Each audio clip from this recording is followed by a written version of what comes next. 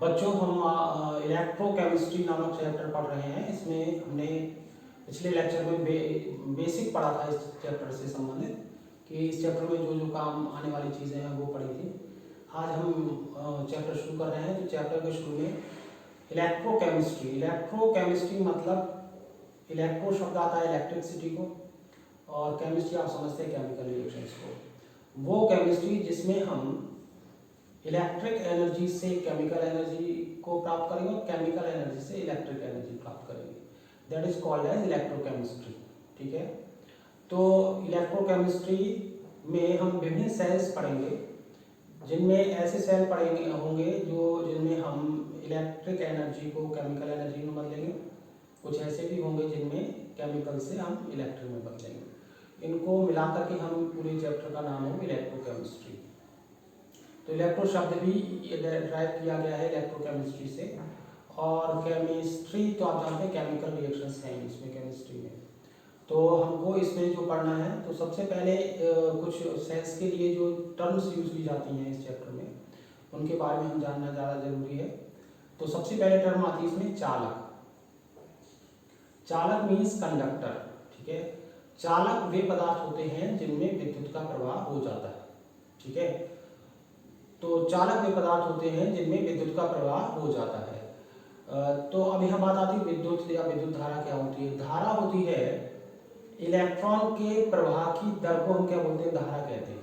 ठीक है, तो हम शुरू से शुरू कर लेते हैं और समझते जाते हैं। इजी चीज़ है, आपको पहले भी पता हो सकती है कुछ बच्चों को, और जिनको नहीं पता है वो समझ लें, क्योंकि ये सब टर्म्स आएंगी बार बार, आप फिर सोचेंगे पता नहीं क्या है, तो उनको हम समझ लेते हैं।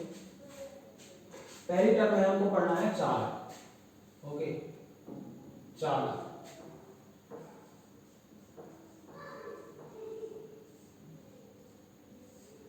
इंग्लिश में बोलते हैं कंडक्टर। कंडक्टर क्या होता है, या इससे पहले धारा पढ़ लेते हैं।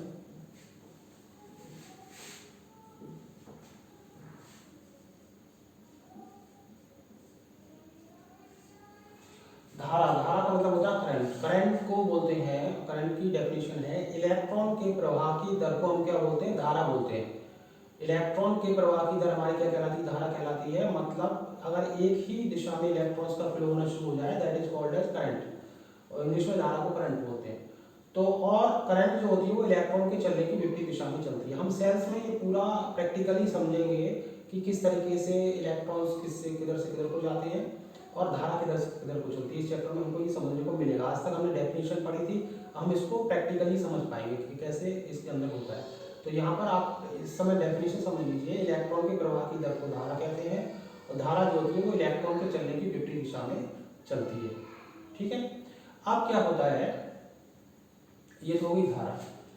तो धारा क्या हुई, इलेक्ट्रॉन के प्रवाह की दर को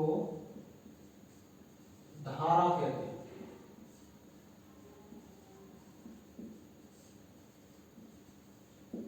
ओके, अब आती है धारा। धारा को इंग्लिश में करंट बोलते हैं, आपको धारा समझ में आ गई। तो आते हैं चालक। चालक मीन्स कंडक्टर।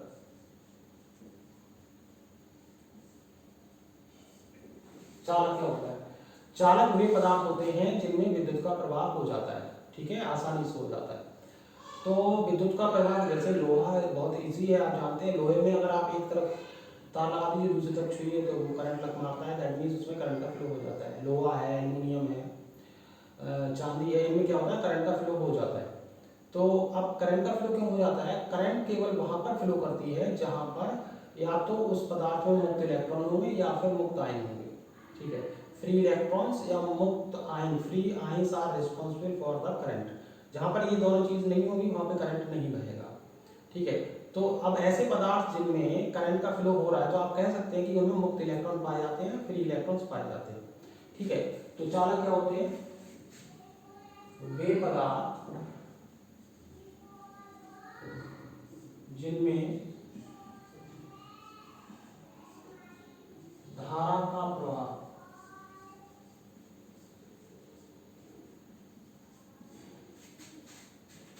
हो जाता है।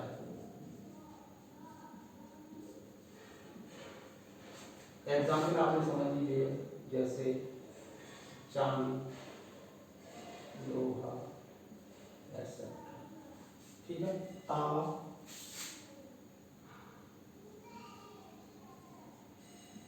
तांबे के तार, अमूमन घरों में तांबे के तार यूज किए जाते हैं। तो वे पदार्थ जिनमें धारा का प्रभाव हो जाता है वो हमारे क्या कहलाते हैं, चालक कहलाते हैं। ठीक है, चांदी, लोहा, तांबा, और इनके लिए क्यों प्रभाव हो जाता है, क्योंकि इनमें मुक्त इलेक्ट्रॉन पाए जाते हैं। क्या पाए जाते हैं, मुक्त इलेक्ट्रॉन पाए जाते हैं।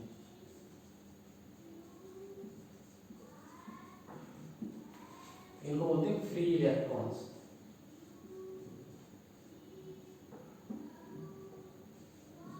अच्छा, दूसरी चीज, यदि मुक्त आयन भी पाए जाए,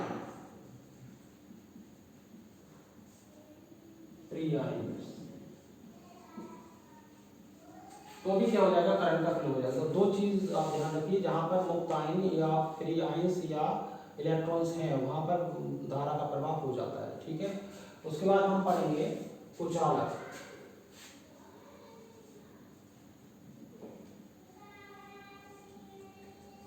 नॉन कंडक्टर। ठीक है, अब इसको पढ़ाने की जरूरत नहीं है। जिसमें धारा का प्रवाह हो जाता है वो चालक है, तो नॉन कंडक्टर क्या, कुचालक क्या हो, जिनमें धारा का प्रवाह नहीं होता, अर्थात उनमें मुक्त इलेक्ट्रॉन या मुक्त आयंस नहीं पाए जाते। ठीक है, तो आप लिख लीजिए, वे पदार्थ जिनमें धारा का प्रवाह, वे पदार्थ जिनमें धारा का प्रवाह नहीं होता।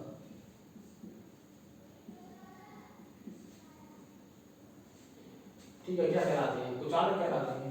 ठीक, तो जैसे प्लास्टिक है, लकड़ी है, तो इनमें धारा का प्रवाह नहीं होता। तो क्यों नहीं होता, क्योंकि इनमें मुक्त इलेक्ट्रॉन या मुक्त आयंस नहीं पाए जाते। एक और टर्म है इस चैप्टर में, वो जिसको हमको पढ़ना है, वो है विद्युत अपघट्ट।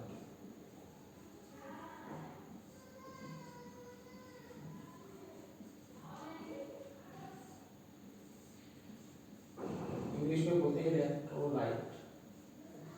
ये हमारे काम का है इस चैप्टर में, इसी से हमारा मुताबिक करना है। तो इलेक्ट्रोलाइट क्या होते हैं, इलेक्ट्रोलाइट वे पदार्थ होते हैं जिनकी शुष्क अवस्था में विद्युत का प्रवाह नहीं होता, लेकिन विलयन की अवस्था में उनमें क्या होता है, विद्युत का प्रवाह हो जाता है। ठीक है, जैसे हमारा नमक है,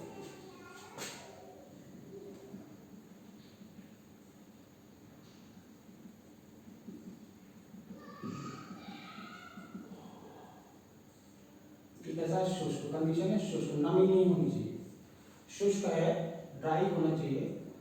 तो अगर आप इसमें एक तरफ से आप तार लगाएं, करंट लगाएं, और एक तरफ आप इसको छुएं, तो आपको करंट नहीं लगेगा।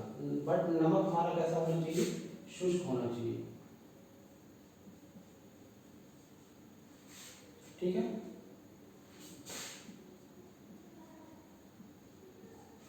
लेकिन अगर मैं जल लूं, जल हमारा कैसा है, शुद्ध जल, इसको वो अशुद्ध जल, और एक तरफ से इसमें तार डालें आप और एक तरफ इसको छुएं, तो आपको इसमें करंट नहीं लगेगा। ठीक है, शर्त है कि जल आपका अशुद्ध होना चाहिए, डिस्टिल वाटर होना चाहिए। ठीक है, तो करंट नहीं लगेगा। अब दो कंडीशन, दो पदार्थ है आपके पास, एक शुष्क नमक है जिसमें करंट नहीं लग रहा है, एक अशुद्ध जल है जिसमें करंट नहीं लग रहा है। लेकिन अगर आप इस नमक को इसमें डाल देंगे तो ये टूट जाएगा Na आयन में और क्लोराइड आयन में। अब यहाँ पर आयंस क्या हो गया, अवेलेबल हो गए, तो इसमें करंट लगेगा फिर आपको। तो मैंने बोला था कि करंट के फ्लो के लिए दो चीज़ जिम्मेदार होती है, एक मुक्त आयन या फिर फ्री इलेक्ट्रॉन्स। यहाँ पर पहले ना मुक्त आयन थे ना मुक्त इलेक्ट्रॉन्स थे, तो इसमें क्या हो गया, आपका करंट का फ्लो नहीं हुआ। ठीक है,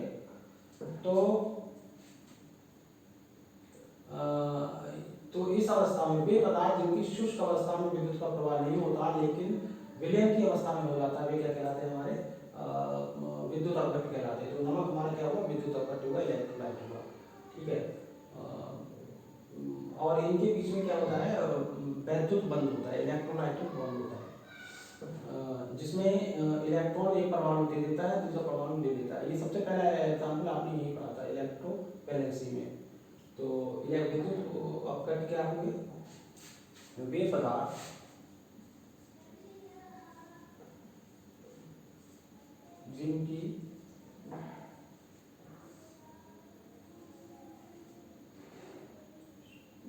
जिनकी शुष्क अवस्था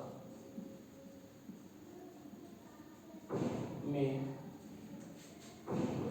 विद्युत का प्रवाह नहीं होता,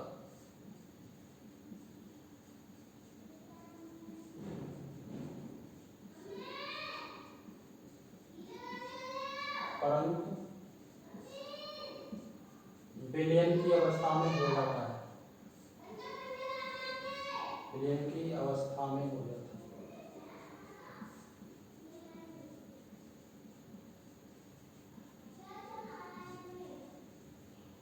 क्या कहलाते हैं, विद्युत अपघट्ट कहलाते हैं। ठीक है, जैसे नमक है एग्जाम्पल आपका। ठीक है, और फिर है विद्युत अपघट्ट के बाद विद्युत अनपघट्ट।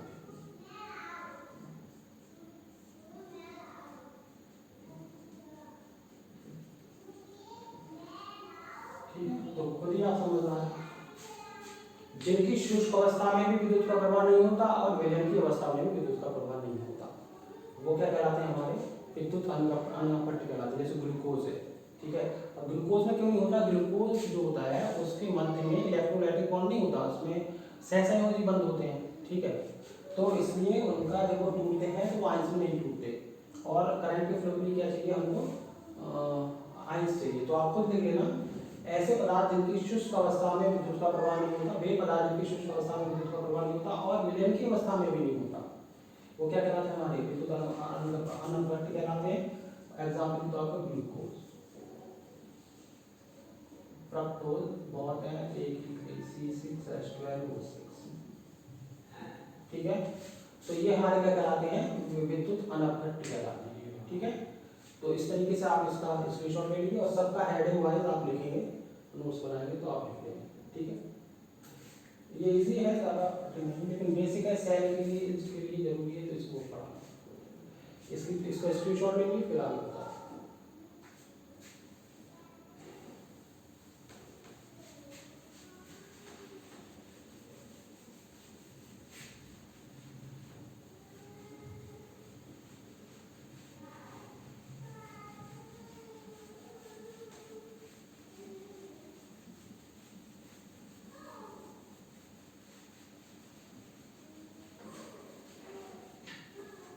ठीक है, इसके बाद हमको पढ़ना है कैथोड और कैथोड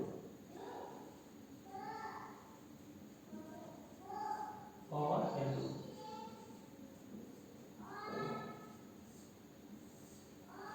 ठीक है, तो कैथोड और एनोड क्या है, कैथोड आपने आज तक पढ़ा हुआ है, एनोड प्लस वाला होता है, कैथोड माइनस वाला होता है, लेकिन यहाँ पर सेल के टर्म्स में ये बदल जाएगा। आपको इस तरीके से याद रखना है, एनोड वो जगह होती है जहाँ पे हमेशा ऑक्सीडेशन होता है, कैथोड वो जगह होती है जहाँ पे हमेशा क्या होता है, रिडक्शन होता है। इस आधार पर हमें इस चैप्टर को पढ़ना है। और ऑक्सीडेशन और रिडक्शन, अपचयन और ऑक्सीकरण में पिछले लेक्चर में बता चुका है, जिनको नहीं पता है पिछला लेक्चर देख सकते हैं। तो ऑक्सीडेशन क्या मैं बता दे रहा हूँ, जब किसी परमाणु की ऑक्सीकरण संख्या में वृद्धि होती है। मैंने ऑक्सीजन के आधार पर बताया था, उसमें डेफिनेशन मैंने इलेक्ट्रॉन थ्योरी के आधार पर बताया था, मैंने ऑक्सीकरण संख्या के आधार पर बताया था, और मैंने बोला था कि ऑक्सीकरण संख्या के आधार पर हमको यहाँ पे काम आना है। तो जब किसी परमाणु की ऑक्सीकरण संख्या में वृद्धि होती है तो उसका ऑक्सीकरण होता है, जब उसकी ऑक्सीकरण संख्या में कमी होती है तो उसका क्या होता है, अपचयन होता है।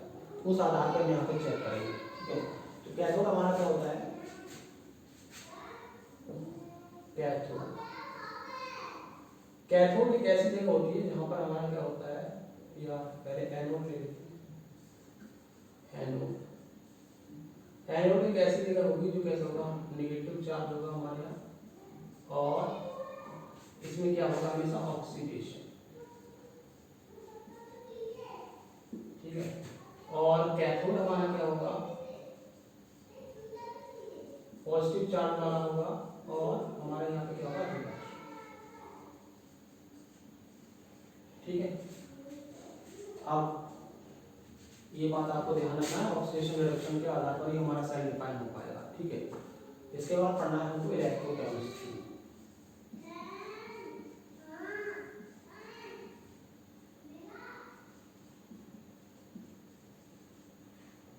इलेक्ट्रो शब्द बना है इलेक्ट्रिकल एनर्जी से।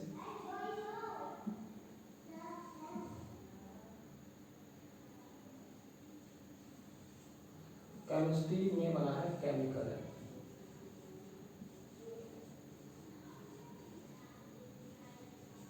ओके, अब इलेक्ट्रोकेमिस्ट्री में क्या होता है, इसके अंदर हम पढ़ेंगे इलेक्ट्रोकेमिस्ट्री मतलब जहाँ इलेक्ट्रिकल एनर्जी को हम केमिकल एनर्जी में चेंज करते हैं, केमिकल एनर्जी को इलेक्ट्रिकल एनर्जी में चेंज करते हैं। तो इसकी चीज़ का हम अध्ययन इसमें करते हो, हमारी इलेक्ट्रोकेमिस्ट्री कहलाती है, हिंदी में विद्युत रसायन कहलाती है। ठीक है, इसको हिंदी में विद्युत ऊर्जा बोलते हैं, इसको रासायनिक ऊर्जा बोलते हैं। जहाँ रासायनिक ऊर्जा को विद्युत ऊर्जा को रासायनिक ऊर्जा में, रासायनिक ऊर्जा को विद्युत ऊर्जा बोलते हैं, हमारी कहलाती है विद्युत रसायन कहलाती है। ठीक है, अब ऐसे सेल जो इलेक्ट्रिकल एनर्जी को केमिकल एनर्जी में बदलेंगे वो कहलाएंगे आपके इलेक्ट्रिकल सेल।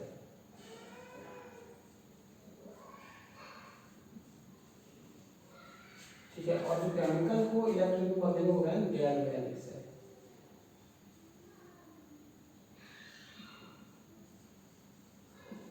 ओके, तो हमको दोनों ही पढ़ने हैं। ठीक है, अब इलेक्ट्रोकेमिस्ट्री को हम 3 पार्ट में डिवाइड कर सकते हैं। एक हमारा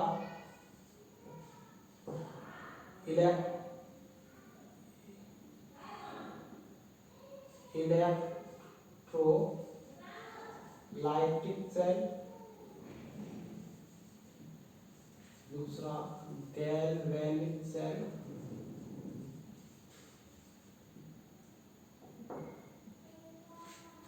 तीसरा कंडक्शन सेल।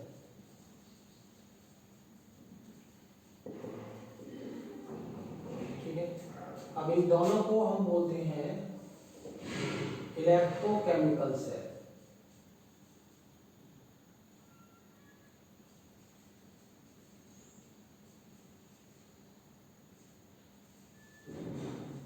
ठीक है, तो इस तरीके से हमको पढ़ना है। इलेक्ट्रोकेमिस्ट्री में हम 3 चीज़ों को पढ़ेंगे, एक पढ़ेंगे इलेक्ट्रोलाइटिक सेल, एक गैल्वेनिक सेल, एक कंडक्शन सेल। ठीक है, तो हम पहला और इन दोनों को बोलते हैं इलेक्ट्रोकेमिकल सेल। ठीक, अब इलेक्ट्रोलाइटिक सेल क्या था, जिसमें हमने इलेक्ट्रिक एनर्जी को हम केमिकल एनर्जी में बदलेंगे। गैल्वेनिक क्या था हमारा, जिसमें हम केमिकल एनर्जी को इलेक्ट्रिकल में बदलेंगे। कंडक्शन में क्या है, जिसमें हम कंसंट्रेशन के आधार पर उसकी एनर्जी का चेंज पढ़ेंगे। ठीक है, तो इस तरीके से हम सेल्स को पढ़ेंगे। पहला सेल हम पढ़ने जा रहे हैं इलेक्ट्रोलाइटिक सेल। इसका स्क्रीनशॉट ले लीजिए।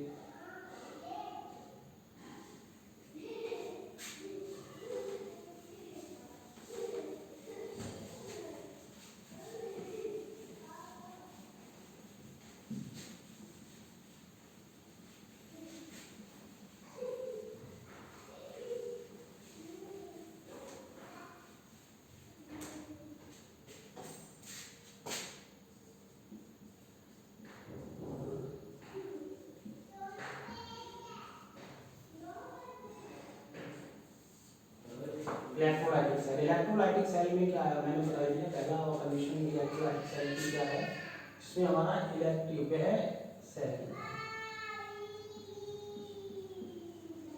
जिसमें हिंदी में लिखोगे तो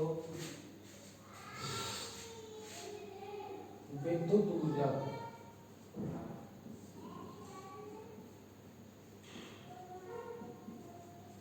रासायनिक ऊर्जा में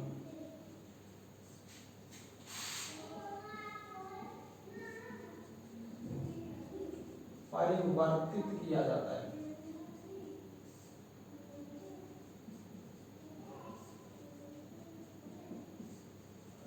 क्या कहलाता है, इलेक्ट्रोलाइटिक सेल कहलाता है। ठीक है, the cell in which the electric energy is changed into the chemical energy is called as electrolytic cell. ठीक है, तो ये तो इसकी डेफिनेशन। अब इसकी कंडीशंस क्या होती है, पहले तो यही हो गई। इसमें हम क्या करते हैं, जो हमारा इनपुट होता है उसमें हम क्या देते हैं, इलेक्ट्रिकल एनर्जी देते हैं,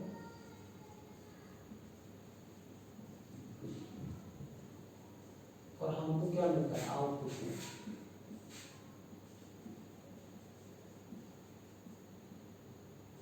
क्या मिलती है हमको? केमिकल एनर्जी मिलती है।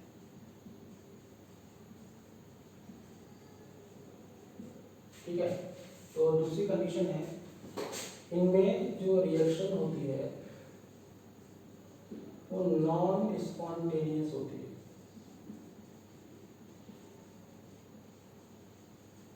नॉन स्पॉन्टेनियस वो रिएक्शंस होती हैं जैसे आपने अभिकार मिलाया तुरंत आपको कंपाउंड मिल गया, कोई देर नहीं लगी, आपको उसमें कुछ करना नहीं पड़ा।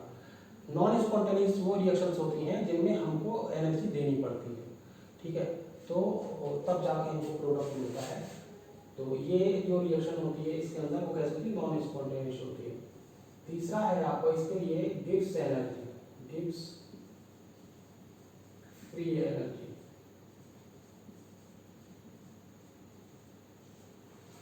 मतलब डेल्टा जी जो होती है delta H minus T into delta S जो होती है वो हमेशा कैसी होती है? पॉजिटिव होती है। किसके लिए? नॉन स्पॉन्टेनियस के लिए। जो स्पॉन्टेनियस होती है उनके लिए हमारी डेल्टा जी का मान, गिव्स एनर्जी, फ्री एनर्जी का मान कितना होता है? वो निगेटिव होता है। ठीक है, और अब इसको हम समझेंगे सेल के द्वारा। तो मान लीजिए ये हमारा एक सेल है, इसमें हमने एक सॉल्यूशन भरा है, इलेक्ट्रोलाइट भरा है, अभी अभी इलेक्ट्रोलाइट बताया था NaCl। तो उसी के एग्जांपल से समझ लेते हैं NaCl के। मान लो ये हमारा क्या है? कैटायन है, और ये हमारा क्या है? एनायन। और इसमें हमने प्लेटिनम की छड़ों को जोड़ दिया।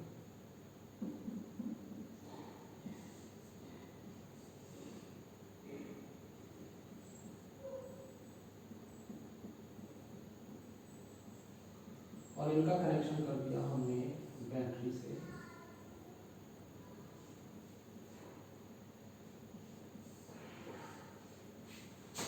ठीक है, तो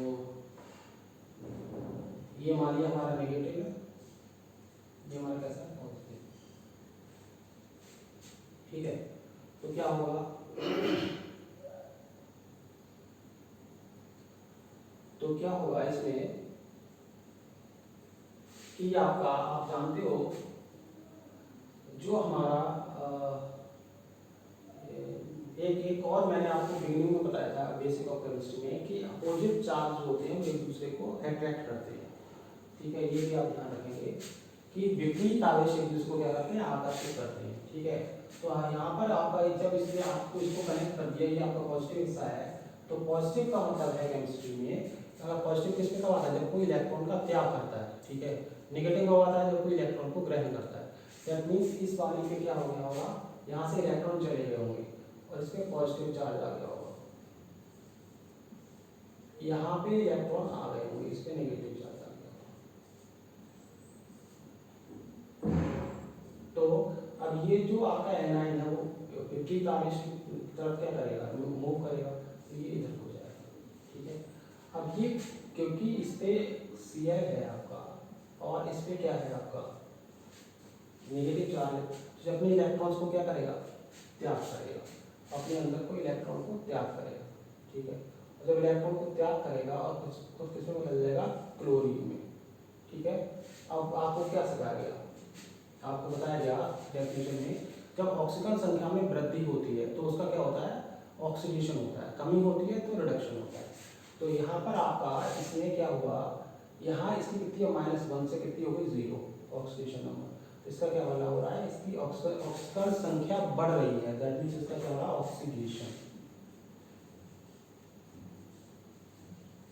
और यही बताया है कि आपका, मैंने बोला था कि जो आपका एनोड होगा उस पर क्या होगा? ऑक्सीडेशन होगा। ठीक है,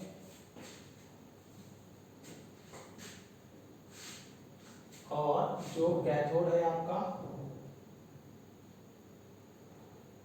कौन है आपका? Na,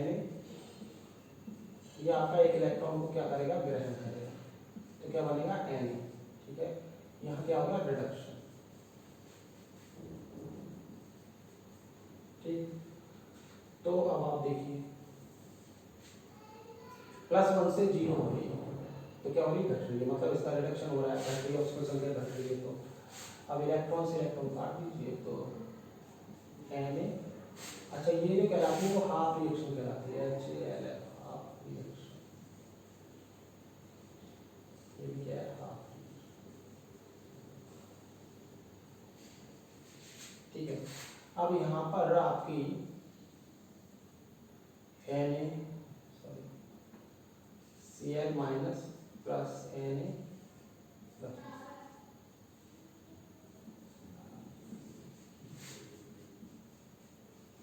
तो ये पूरी आपकी सेल रिएक्शन आ गई।